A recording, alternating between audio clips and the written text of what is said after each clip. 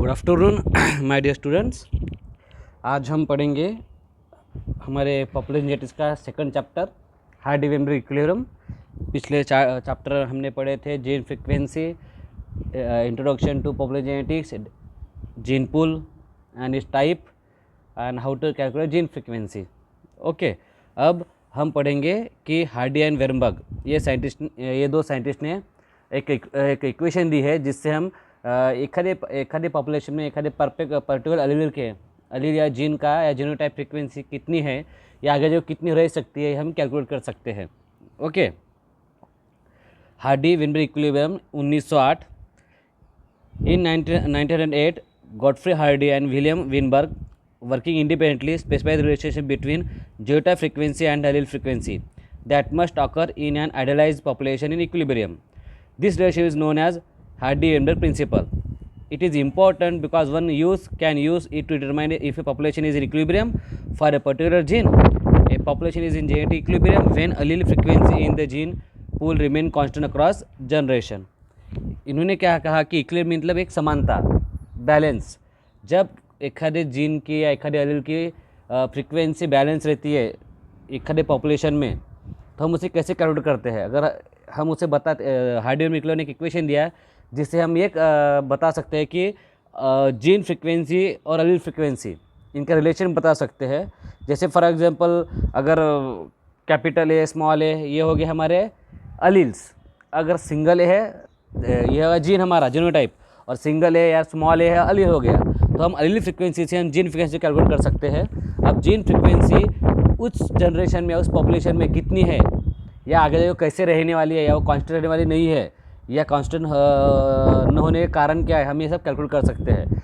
जैसे for example अगर मैंने सोचूं कि अभी फ़िलहाल में दुनिया में भारत में 1000 ब्लू आइज़ वाले लोग हैं। अब यही नेक्स्ट जनरेशन कितने होंगे, मतलब उनके बच्चे और उनके आगे नेक्स्ट जनरेशन में 10 साल बाद ब्लू आइज़ वाले लोग कितने होंगे, ये मैं कैलकुलेट कर सकता हूँ on the basis of allele frequency and gene frequency with the help of Hardy-Weinberg equilibrium. अब इक्विलिब्रियम मेंटेन मतलब हम एक पॉपुलेशन के बारे में सोच रहे हैं जहाँ पे बहुत बड़ा समुदाय है लोगों का, बहुत सारे स्पीशीज़ है, बहुत सारे इंडिविजुअल्स है। यहाँ पर हम छोटे इंडिविजुअल्स की बात नहीं करें ग्रुप की, यहाँ पे बड़ा इंडिविजुअल ग्रुप है, तो ऐसे में हम इक्विलिब्रियम हमेशा मेंटेन रहता है। तो उसको मेंटेन रहने के लिए 5 कंडीशन ज़रूरी है हार्डी-वेनबर्ग इक्विलिब्रियम के लिए। पहली कंडीशन है लार्ज ब्रीडिंग पॉपुलेशन। मैंने पहले कहा कि इक्विलिब्रियम रहने के लिए बहुत बड़ा समुदाय चाहिए। जैसे फॉर एग्जांपल मैं समुद्र में से अगर मैं 1 लोटा पानी निकाल लूँ या 1 लोटा पानी समुद्र में डाल भी दूँ तो समुद्र में कोई फ़र्क नहीं पड़ने वाला नहीं है। हाँ, अगर वही मैं एक छोटे से मड़के में का 1 लोटा पानी निकाल लूँ और उसमें एक लोटा पानी डाल दूँ तो फ़र्क पड़ने वाला है, बराबर है। मतलब बड़े पॉपुलेशन में ये हार्डी-वेनबर्ग इक्विलिब्रियम लागू होता है, छोटे पॉपुलेशन में लागू नहीं होता है। सेकंड है रैंडम मेटिंग। रैंडम मेटिंग मतलब बड़े पॉपुलेशन में कोई किसी से मीटिंग कर सकता है, कोई किसी से शादी कर सकता है। ज़रूरी नहीं है कि मैं मेरी कास्ट से शादी करूँ या फिर आप अपने कास्ट से शादी करें या फिर आप किसी को फोर्स करें आप इससे शादी करो इससे शादी करो, ये ज़रूरी नहीं है। आप अपने चॉइस के मीटिंग नहीं कर सकते, रैंडम मीटिंग होती है। वो रैंडम मीटिंग मीन्स किसी को कोई पसंद आ सकता है या फिर मुस्लिम को हिंदू पसंद आ सकता है, सिख को ईसाई पसंद आ सकता है, हिंदू को सिख पसंद आ सकता है, ईसाई को मुस्लिम पसंद आ सकता है।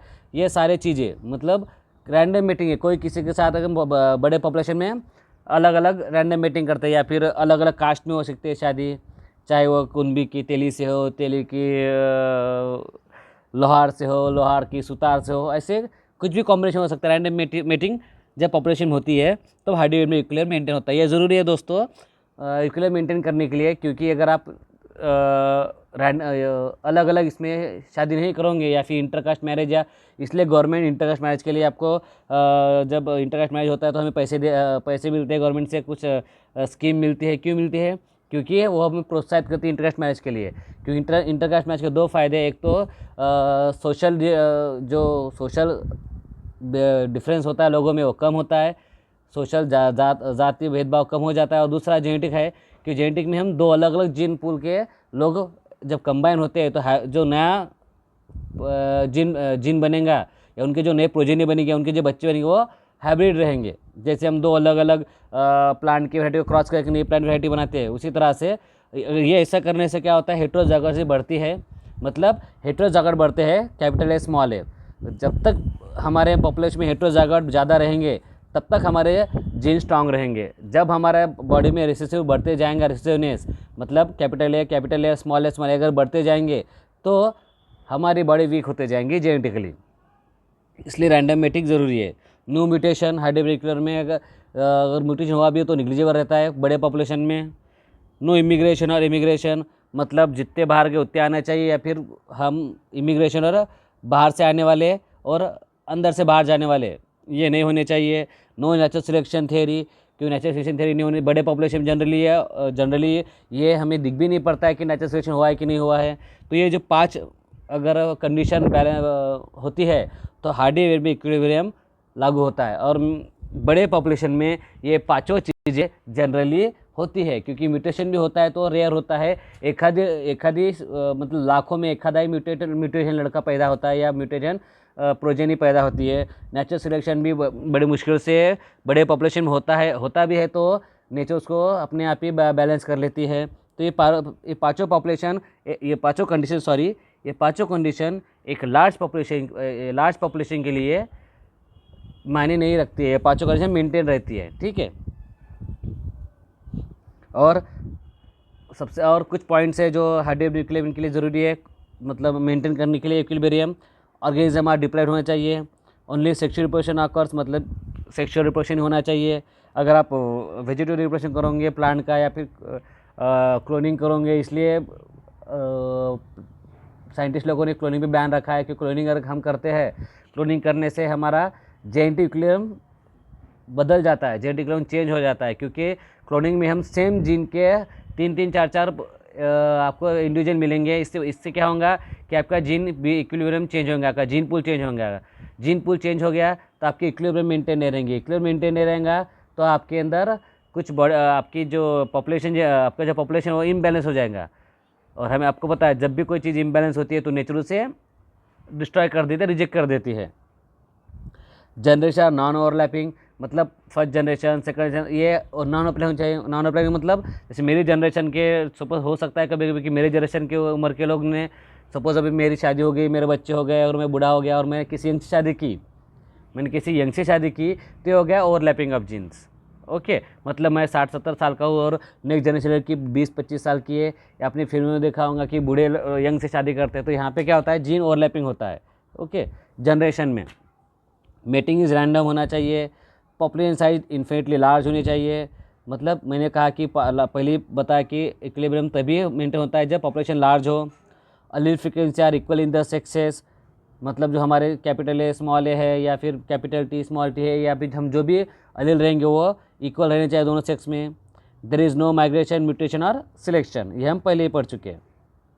अब डोमिनेंट क्या है, होमोजाइगस रिसेसिव क्या है, हेटेरोजाइगस क्या है।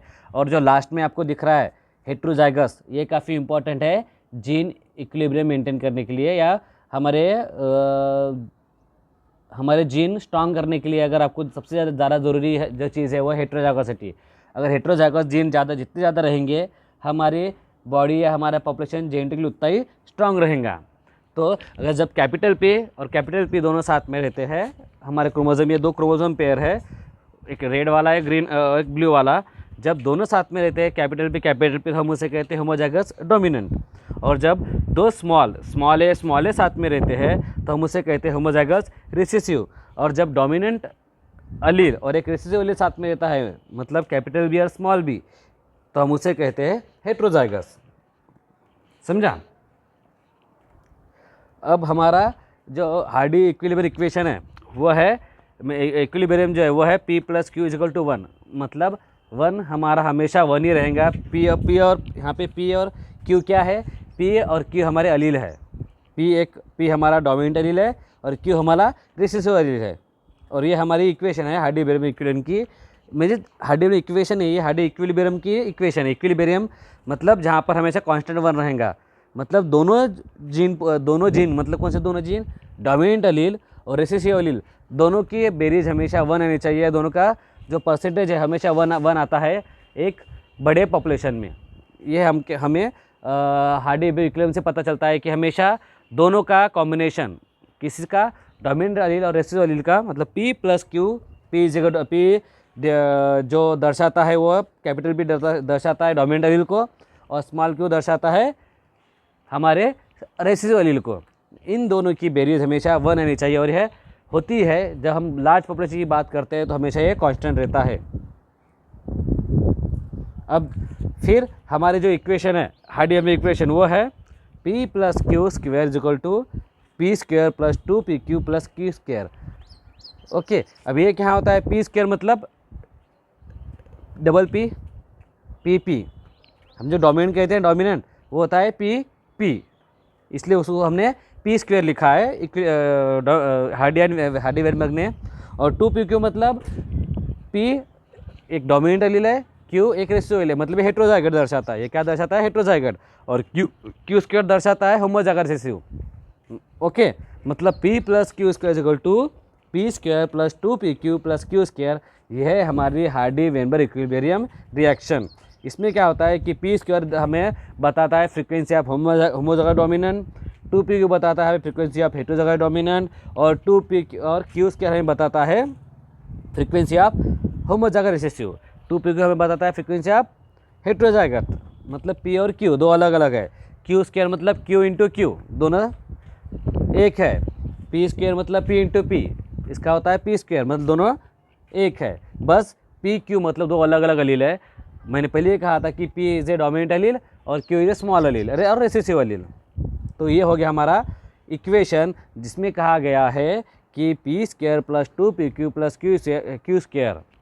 ओके, मतलब frequency of homozygote dominant plus frequency of homozygous recessive plus frequency of heterozygous is equal to P plus Q square. अभी हम कैलकुलेट कैसे करते हैं, इसका एग्जांपल लेंगे हम।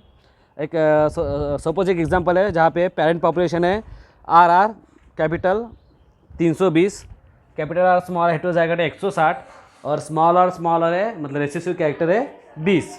ओके, ये होगा हमारा फिनोटाइप रेड और वाइट, रेड एंड वाइट हमारा आ गया फिनोटाइप।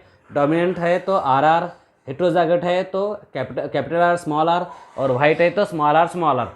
320 है डोमिनेंट, 160 है हेट्रोजाइगोट, और 20 है रेसिसिव। अब इनकी सबकी आप बेरीज कर लोगे तो आपको मिलता है 300 प्लस 400 500।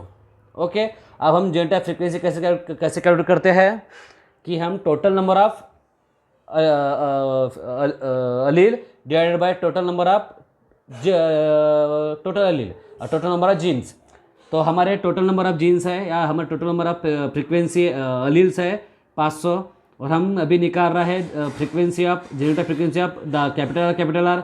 तो 320 डिवाइडेड बाय 500, ओके, वो आता है 0.64, मतलब हमारा कैपिटल का फ्रीक्वेंसी क्या हुआ है 0.64। फिर हम 160 डिवाइड बाय 50 करेंगे, 500 करेंगे तो हो जाता है 0.32 या 32। ये हो गया हमारा कैपिटल आर स्मॉल आर का फ्रीक्वेंसी। स्मॉल आर की फ्रीक्वेंसी हम निकालेंगे हम 20 डिवाइडेड बाय 500 तो आता है 0.04 स्मॉल आर।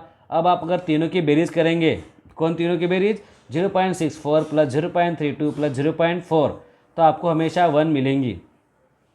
ओके, अब मुझे नेक्स्ट जनरेशन में ये कितने मिलेंगे, ये नेक्स्ट जनरेशन मुझे कितने मिलेंगे मैं कैलकुलेट कर सकता हूँ।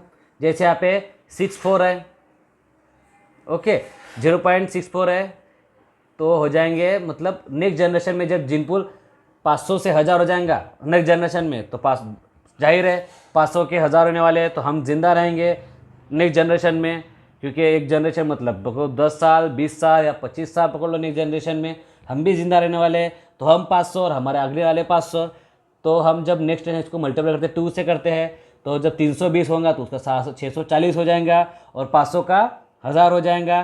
फिर हमारी जो फ्रीक्वेंसी है वो फिर से चेंज हो सकती है। अब देखिए, हम जब नेक्स्ट जनरेशन जाएंगे तो हमें जब अलील फ्रीक्वेंसी निकालनी है, अलील फ्रीक्वेंसी मतलब हमें अब आर और आर, कैपिटल आर और स्मॉल आर, इनका फ्रीक्वेंसी निकालना है। जेनेटिक फ्रीक्वेंसी है, हमने कैपिटल आर स्मॉल आर निकाल दिया।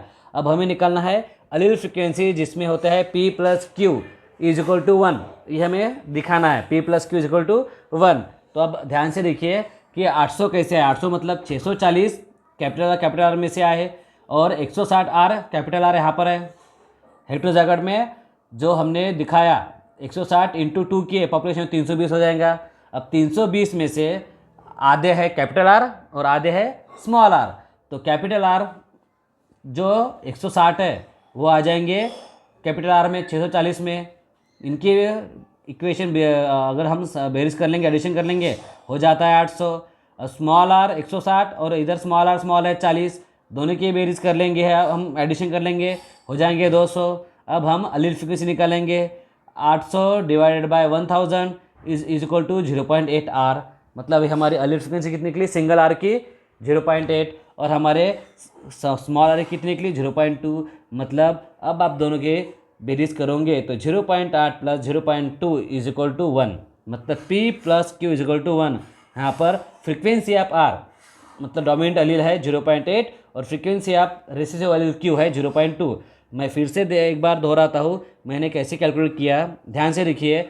हमें एक फेनोटाइप पता है कि मेरे पास 320 मतलब 320 रेड आर कैपिटल वाले प्लांट है, 160 कैपिटल आर स्मॉल आर वाले हैं और 20 स्मॉल आर वाले हैं। अब आपको यह सवाल होना चाहिए कि सर आपने दोनों रेड में से कैपिटल आर और स्मॉल आर कौन से कैसे पहचाने, बराबर है। तो इसके लिए मैंने मेंडेलियन रूल फॉलो किया। मेंडेलियन रूल फॉलो किया मतलब मैंने कैलकुलेट किया, पहले कैपिटल रेड का और वाइट का क्रॉस किया। रेड और वाइट का क्रॉस करने के बाद नेक्स्ट जनरेशन में मुझे 3:1 रेशियो मिला मेंडल के।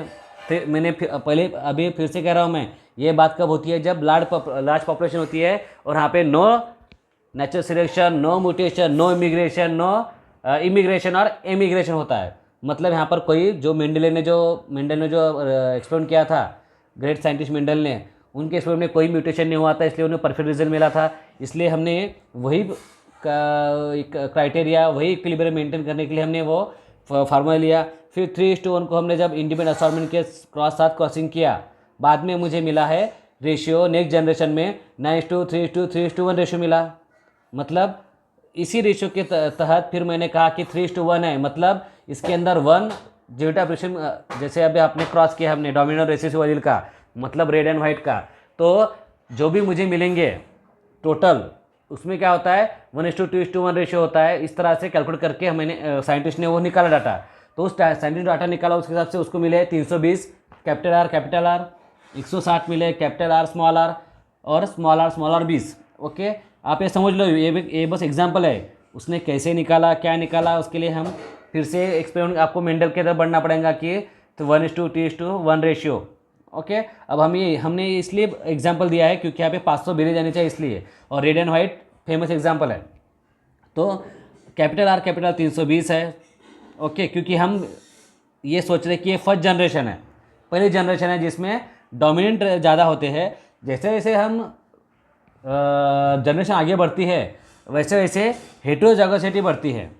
ओके, हेटेरोजाइगोसिटी बढ़ती है और डोमिनेंट और रेसिसिवनेस कम होते रहता है। ये हो गया नेचुरल पॉपुलेशन में एक नेचुरल थिंग, एक नेचुरल सिलेक्शन या नेचुरल प्रोसेस।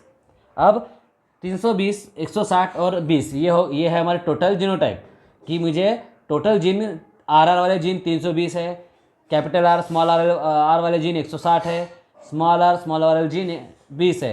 अब मैं इनकी जीनोटाइप फ्रीक्वेंसी निकालूंगा। कैसे निकालूंगा, मैं पहले टोटल कर लूँगा टोटल जीन की। अब फिर मैं स्पेसिफिक जो इंडिविजुअल जीन है वो डिवाइड करूँगा टोटल जीन से। जैसे 320 कैपिटल आर वाला जीन है, उसको डिवाइड किया मैंने 500 से, आया 0.64। ओके, ध्यान से देखिए। फिर कैपिटल आर स्मॉल आर वाला है, उसको मैंने 160 डिवाइड भी किया 500, 0.32 आया, बराबर है। फिर कैपिटल आर स्मॉल आर है 20, उसको मैंने 500 से डिवाइड किया, 0.04 है। ओके, अब नेक्स्ट जनरेशन में ये हो जाएंगे डबल, नेक्स्ट जनरेशन में हो जाएंगे डबल, क्योंकि जनरेशन हमेशा डबल होती है। और मैंने कहा है कि यहाँ पर no immigration, no emigration, no mutation, कुछ भी चेंज नहीं हुआ है। तो 500 के जो डबल हो जाएंगे 1000, तो 320 के डबल हो जाएंगे 640, 160 के हो जाएंगे डबल 320। अब यहाँ पर देखने वाली बात है कि जब डबल हो जाएगा तो 320 में कैपिटल आर आधे रहेंगे, स्मॉल आर आधे रहेंगे, मतलब 160 कैपिटल आर, 160 स्मॉल आर रहेंगे। अब हमें कैपिटल आर की फ्रीक्वेंसी निकालनी है, अलील की फ्रीक्वेंसी निकालनी है। मतलब हम 640 में 160 मिलाएंगे, हो जाएंगे 800, और 40 में हम 160 मिलाएंगे हो जाएंगे 200, फिर 800 डिवाइड बाय 1000 0.8 आ गया। ये हो गया हमारे कैपिटल आर की फ्रीक्वेंसी, अलील फ्रीक्वेंसी, और 200 डिवाइड बाय 1000 वो हो जाएगा 0.2 आर, मतलब हमारे स्मॉल आर की फ्रीक्वेंसी। मुझे लगता है कि यहाँ तक आपको क्लियर हो गया होगा। अगर आप फिर से देखे होंगे, अब ये P प्लस, अगर हम यहाँ पर P 0.8 है और Q 0.2 है, हमारा जो इक्वेशन है P square plus 2PQ plus Q square, अगर उसमें आप वो डालोगे ये वाली वैल्यू, तो देखो R इंटू आर मतलब R स्क्वेयर 0.8 आता है 0.64, 2PQ मतलब 2 गुणिला P गुणिला Q मतलब 2 इंटू 0.8 इंटू 0.2 आता है 0.32, और 0.2 का स्क्वायर मतलब Q स्क्वायर आता है 0.04, मतलब हमारा जोइंट फ्रीक्वेंसी मैच हो रही है हमारे अलील फ्रीक्वेंसी से। ओके, मतलब हमने जो इक्वेशन देखा था P square plus 2PQ plus Q square, ये होगा जोइंट फ्रीक्वेंसी का इक्वेशन, और जो P plus Q equal to 1 हो गया हमारा अलील फ्रीक्वेंसी का इक्वेशन।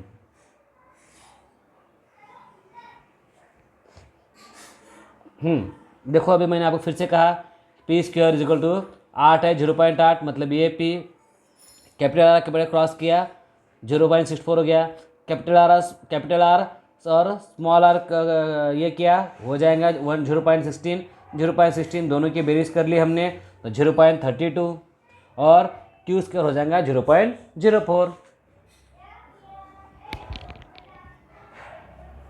ओके, मतलब हमने नेक्स्ट जनरेशन की फ्रीक्वेंसी निकाल ली, जो P square 0.64, 2PQ is equal to 0.32, Q square 0.04, और अलील फ्रीक्वेंसी 0.8 और 0.2। अब कौन से फैक्टर अफेक्ट करते हैं हार्डी-वेरमेयर इक्विलिब्रियम को? अब आप सोचेंगे कि सर हार्डी-वेरमेयर इक्विलिब्रियम पढ़ने से फ़ायदा क्या? जैसे मैंने कहा कि अगर मेरे पास एक जनरेशन का डाटा होगा, पहले जनरेशन का डाटा मैंने कोई एक्सप्लेन किया, और सपोज मैंने अभी ये करने के लिए मैंने एक्सप्लेन किया कि मेरे पास 1000 लोग हैं, 1000 में से सब बस 100 लोगों के आंखें ब्लू है और 900 लोगों की आंखें नॉर्मल है। अब ब्लू और नॉर्मल आंखें, तो मुझे अगर ये पता करना है कि नेक्स्ट जनरेशन में ब्लू परसेंट के लोग कितने होंगे या ब्लू जीन वाले कितने होंगे, तो ये मैं कैलकुलेट कर सकता हूँ हार्डी-वेरमेयर इक्विलिब्रियम से।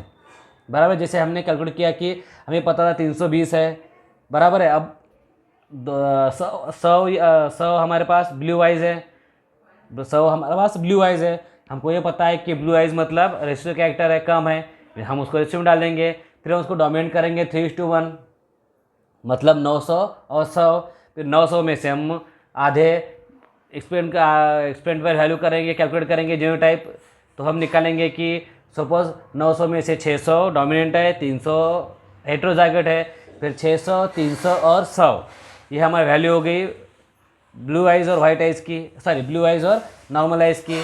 फिर इनका मैंने नेक्स्ट जनरेशन डबल किया, इनकी जीन फ्रीक्वेंसी निकाली, फिर इसको डबल किया, अलील फ्रीक्वेंसी निकाली, तो नेक्स्ट जनरेशन में ये अलील कितने रहेंगे मैं कैलकुलेट कर सकता हूँ कि स्मॉल आर कितने रहेंगे, या फिर रेसिसिव कैरेक्टर कितने रहेंगे, मतलब ब्लू आइज रेसिसिव कैरेक्टर, अगर ब्लू आइज आना है तो हमें रेसिसिव कैरेक्टर आना ज़रूरी है। तो हमारे हार्डी-वेरमेयर इक्विलिब्रियम के लिए मेंटेन करने के लिए जो चीज़ ज़रूरी है वो है, अगर कुछ फैक्टर है जो अफेक्ट करते हैं हार्डी-वेरमेयर इक्विलिब्रियम को, वो है population size, type of mating, mutation, migration और नेचुरल सिलेक्शन। नेचुरल सिलेक्शन में हम एक पॉइंट ऐड करेंगे कि जेनेटिक ड्रिफ्ट, जब पॉपुलेशन छोटा हो तो जीन पूल में चेंज हो सकते हैं। क्यों चेंज हो सकते हैं? क्योंकि पॉपुलेशन छोटा होने से रैंडम मेटिंग नहीं रहती है, हमें स्पेसिफिक चॉइस मिलती है कि आप इससे शादी करो। वहाँ पर पॉपुलेशन मेटिंग में अगर कोई बाहर से आया, कोई या अंदर से बाहर चला गया, तो भी जीन पूल में अल्टरेशन होता है। तो ये होता है दो तरीक़ों से, एक है बॉटलनेक इफेक्ट और दूसरा है फाउंडर इफेक्ट। तो बॉटलनेक इफेक्ट में क्या होता है कि एखादे पॉपुलेशन की जेनेटिक वाइब्रेटी रिड्यूस हो जाती है, क्योंकि सपोज कुछ एक बड़े पॉपुलेशन में से कुछ छोटे पॉपुलेशन, मतलब 1000, जैसे फॉर एग्जांपल मैंने कहा कि एक भारत से एक छोटा टुकड़ा कट के अलग चला गया, एक लैंड का टुकड़ा, ओके, वो लैंड का टुकड़ा अलग चला गया, तो पहले वो भारत में था लेकिन अब वो अलग चला गया, तो वहाँ पर हमें एक अलग स्पीसीज मिलेंगी, एक अलग वेरिएशन मिलेगा। क्यों? क्योंकि वो छोटे होने की वजह से वो उनके अंदर क्रॉसिंग मेटिंग होती रही और उसी के अंदर रेसिड्यू में बढ़ता गया और हमें जेनेटिक वैरायटी कम होती रही क्योंकि वो पॉपुलेशन छोटा है। जैसे हम एग्जांपल लेंगे अभी पारसी लोगों का, आप देखोगे कि पहले जब इंडिया जब इंडिपेंडेंस फ्रीडम मिला तब पारसी लोग बहुत ज़्यादा थे, लेकिन पारसी लोगों में एक ये थी कि वो अपने समाज के बाहर शादी नहीं करते थे। समाज को छोड़ो, वो शादी भी करते थे तो मिस्त्री में करेंगे या फिर नवरोजी में करेंगे, वो एक दूसरे से शादी करेंगे, वो अदर का उनके सरनेम भी चेंज नहीं करते थे। तो इससे क्या हुआ कि वो उनके अंदर एक छोटे जगह में छोटे पॉपुलेशन रहने लगे और फिर उन्हीं के अंदर मीटिंग होती रही, वहाँ पे रैंडम मीटिंग नहीं रही है। तो इसकी वजह से आज आप देखोगे तो हमारे टोटल पॉपुलेशन के परसेंटेज में आज पारसी लोगों का पॉपुलेशन काफ़ी कम है। ये क्यों हुआ?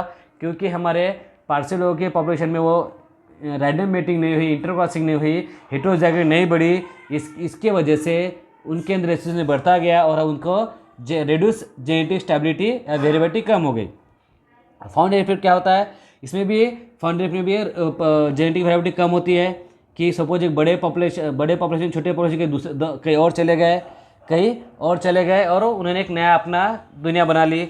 और बॉटलनेक फिनोमेनन में क्या होगा कि भाई एक बड़े पॉपुलेशन में से कुछ एक सपोज एक जगह है जहाँ पर एक बहुत बड़ा पॉपुलेशन है और वहाँ पे एक सुनामी आ गया या फिर ज्वालामुखी आ गया, तो उसमें से बस कुछ ही बच पाए, बाकी मैक्सिमम मर गए 90%।